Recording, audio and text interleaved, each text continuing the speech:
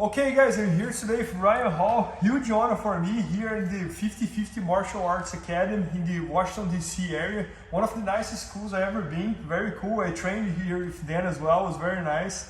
And guys, Ryan is shooting an entire instruction all about his modern defensive guard. And today he's gonna show us here like a way that he developed that he want to encourage everybody to utilize the hipscape. So I'm very curious to learn about that, Ryan. Thanks, Bernardo. I'll do my best. So this is something I mentioned in like an interview a long time ago that I went to actually a seminar with Reison Gracie, Yep. and that was in 2009, and that changed my jiu-jitsu life, man. It was really interesting to have kind of things sink in over time. And one of the big issues that I've seen with the hip escape oftentimes is that if we start to consider the positions in concept, I think the way that we're attaching ourselves to the bottom is, generally speaking, not a great idea. Let me explain. So if I'm standing for a moment, if I find myself in base and I find myself in proper position, whether for wrestling or striking, if you were to see me standing like this, Bernardo, do you feel like I'm going to be able to do very much? Yep, it's gonna be hard for you, right? Yeah, it's gonna be really tough. If you grab my legs, anything, imagine you're coming up on a sweep, I'm gonna be on the ground for sure, right?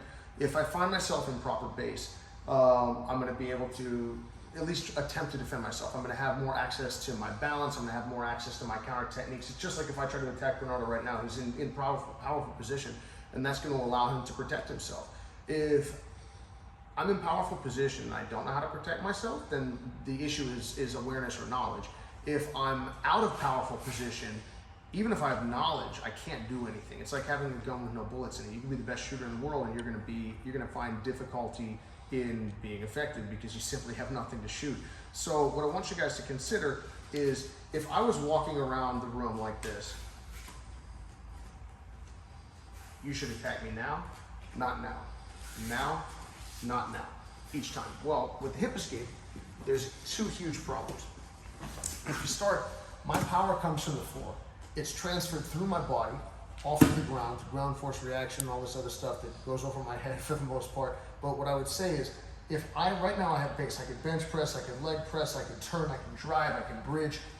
If you notice, my feet are in good position now. Now they're in terrible position.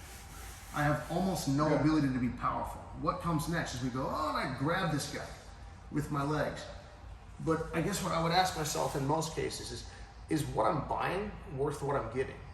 And oftentimes the answer is no. You go, do I want a cheeseburger? I'm like, yeah, I want a cheeseburger for $400. Like, no, I don't want a cheeseburger for $400. Get away from me. Why? Not because the cheeseburger's not delicious, but no cheeseburger is that delicious. So if I'm trying to move and I'm trying to deal with someone else, I would go shrimp, get my foot back together. Hip escape, get my foot back together. So there's going to be a significant base issue just to start with. The second issue that I'm going to have to start with is going to be, addressed in the centerline principle, in the edge versus square, and also in the alignment principle. And well, basically, if I were going to get leaned on by Bernardo, which if I'm on my back and you lean on me, please, don't be nice. Please don't be nice. You can kill me. I'm like, I hate this. It's not a lot of fun. So if we come back for a moment, if you lean on me when I'm sideways, if we come back, he's still heavy. He's still a world champion and a bigger guy, but it doesn't feel as terrible. If we go one more time and I get to go to my belly and you lean on me, like this, not so bad because I can't get up. Now, of course, Bernardo's going to take my back and do all sorts of other things, but that's a secondary issue. I guess what I would say a lot of times when I talk to people and I ask them, hey man, why don't you turn away here? They say, I can't turn this way or I can't turn that way. When in reality, what they really mean is I don't want to. They say, oh, if I turn this way, Bernardo's going to take my back. Well, yeah, but he's currently crushing me to death. So what I would say is, initially, if Bernardo is on my side and I'm trying to hip escape and get my guard back in, and if you could be heavy, I'm like, boy, I don't feel like this was such a good idea. And what's funny is a lot of times, guys, until you start to ascend to a level of competition where everyone is heavy and really good, a lot of the hip escape and return to half guard seems like a good idea. If we come back for a moment, if we start in half guard and Bernardo, if you have the underhook, do you think if we wrestle from here that you're probably going to pass my guard? Please be honest. I think so. Yeah, I think I so. have the underhook and the on half guard. Right. What if I get to have this underhook? Do you still feel pretty confident you're going to pass? Now it's a different game. A little bit different. Yeah, Would you say yeah. it's still a good position for you? Yes, I would probably switch my base here, try to get an underhook back or control relax. Right, and you have many It's okay. options. Yeah, I agree. You're still very powerful Yeah, right now. yeah. So I guess what I would say, guys, is even if you're successful, to say nothing of, I have some space, and then I try to pick my legs up to grab this guy, and I almost invariably get run over. On top of that, what you're going to find is that by turning and opening my center line to Bernardo, I'm putting myself in a position to just get crushed. And obviously, we're talking about a bigger guy, but also at the same time, there's plenty of people that are my size that still feel very heavy as long as they're at a high level. And also, they're experienced enough to not be afraid of the submissions, where they go like, whoa, and then they don't put their weight. So what I would say is your hip escape oftentimes is going to be better replaced with simply this. Turning away, putting the side of your body in the way, or even the turtle shell, and then using that to deal with the pressure. Because what I would say is, a lot of times when it comes to really, really high level grappling, if you get to the half guard and you have a good underhook, you're going to pass most times. Yeah, I agree. So me returning to that position is not a win. In a purple belt, blue belt, even brown belt, or even lower level black belt, yeah, you can be like, and then recover. Yep. But against the guys at the top level, you don't recover from that very often. So a lot of times the hip escape, in addition to the base issues, is you're also returning, you're fighting for something that you actually don't want. So if I'm in side control and Bernardo, if you're heavy, I'm like, this is terrible. I'm like, okay. Now we're gonna try to take my back, you're gonna lean on me, but at least I feel more athletic. At least I don't feel like immediately crushed, but this is what I would have done years ago. I'm like, oh, cool. And then, you know what? Yep. And now you Don't have be nice. What happens now? try to push it on again. Right, I put myself back in a position where my body's basically a catcher's mitt. So what I would say is, in addition to the fact that you're, generally speaking, have no power here anyway, even if you have power, the level of power you have compared to the grown man leaning on you, just trying to crush you into the floor, is pretty silly. It's very small. So generally speaking, the hip escape, as we're traditionally taught, I would strongly encourage you guys against using. I would encourage you guys to start to approach the situation much more like it's wrestling, turning away and learning how to defend your back. I think you're gonna get a lot more mileage out of that, and I think you're gonna keep yourself out of an attritive situation where pressure and time are not your friend.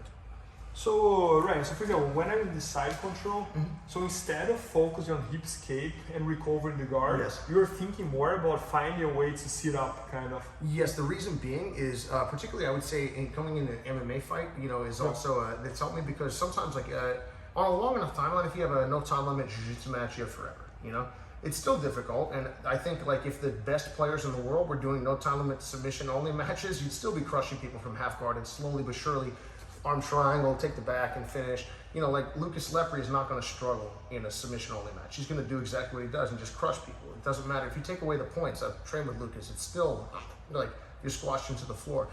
But what I would say is when you have to actually be able to make things happen quickly and the other person is unlikely to make the mistakes that you need them to make for the easy submissions to come, what I want to do is make a more dynamic scenario that allows me to protect myself. And a lot of times what ends up happening is people in jiu-jitsu, we're not as experienced, let's say for instance, in some of the wrestling style scenarios. So we don't go to a whizzer, we don't go to a headlock, we don't go to a partway to the side position and protect ourselves. You see people go from here and then turn all the way away, and then of course you're gonna go to my back. So I would say if we go partway away rather than the whole, you're gonna tend to find that there's a lot of value there, and you're going to be able to get yourself into a more athletic situation where you're going to be able to counterattack more effectively, more often, in my opinion. Got it. All right, I'm watching you doing the instructional, and one thing that I'm very surprised is how much you understand about the human body, and even the physiology of the human body. And I think this move here kind of explains that as well. Because instead of hip escape as everybody does, you're thinking about almost sitting up and aligning your body in a way that now you can attack your opponent. I'm trying for, I don't want to overshoot my knowledge or overstate my knowledge, but I would say, going into the MMA world and UFC and being around high level wrestling a lot more as well as high level jiu-jitsu, I feel like it's given me a lot of different looks at how the body functions in different types of sport and different types of athletics. And then we go, oh man, a lot of times I was doing this thing or that thing, because of the rule structure that I came up in, or because that was what my coach, who was very good at the time, was used to doing. So it's not that those things aren't effective at all. It's just that sometimes they're not the only way.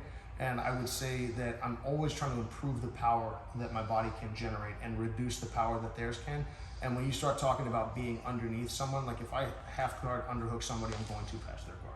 And if you half guard underhook somebody, you're almost certainly going to pass their guard. We all remember training with Marcelo Garcia, like he would get to these spots and you need to not let that happen at a certain point. And I think a lot of times those situations are not as obvious as apparent at a lower level, because people make mistakes at the lower level that they let you off the hook. Really, you were dead, but they let you out. Whereas against somebody more experienced, you're like, you're never going to get out of there. Don't let them put you there. Yeah, no, and I think like one thing that makes you very special as well is the fact that you are a very like well-rounded athlete. So the fact that you came from gi, then you won the world as a purple belt, then you went to no gi, you got third place in the ADCC, and now you went to the MMA, and you, at this point, you are probably like one of, or the biggest jiu-jitsu representative on UFC, like, and you are winning using jiu-jitsu, which is very, like many people, they come from jiu-jitsu and they end up becoming strikers. No, you were doing striker, doing wrestling, but you were winning all the matches using jiu-jitsu, which is really amazing. You know, like. Thank you. I'm trying to find ways of, that's been the big thing, you know, as I've tried to develop striking and wrestling as well over time, and continue to be more effective with that. And that's where, like, again, you know, David Terrell, who's shooting this video, of course, with us, has helped me a great deal, and as well as a number of other people. But the thing was always, how can we, I believe deeply in jiu-jitsu, as we all do, and you go, how can I make this thing work when the other guy does not want to grapple? But he's also very strong, very athletic, because MMA is a dangerous sport where people are strong, athletic, they don't have to grapple, and the rounds are pretty short.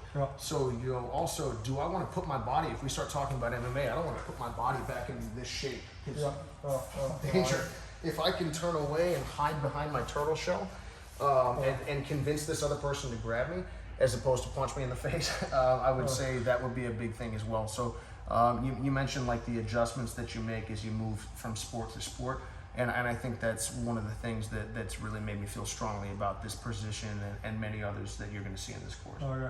No, and I love that all these concepts that you are developing, it's all like grappling concepts. It's not like MMA concepts. It's still like very useful in the grappling world, and you are also using on MMA. So it's helped a lot. I mean, I'm looking forward to doing ADCC this year, and it's like these are the things that have come back and made me a heck of a lot better grappler in grappling or in MMA than I ever was when I was competing a long time ago. So I really believe deeply in the things that we're talking about, and you know, everything is just my opinion, but willing to stand behind it. Yeah, man, that's amazing, Ryan. Man, thanks so much. Thank you, Bernardo. Thank you. So guys, Ryan just shot an entire structure all about his modern defensive guard.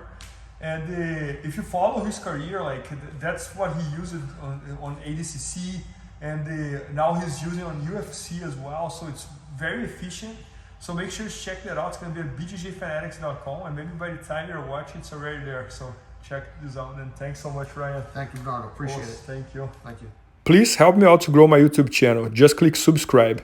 And to watch more videos, just click under see more videos. I hope you enjoyed. BJJFanatics.com. Use the promo code YouTubeFaria to get 10% off any instructional video. Improve your jiu-jitsu faster.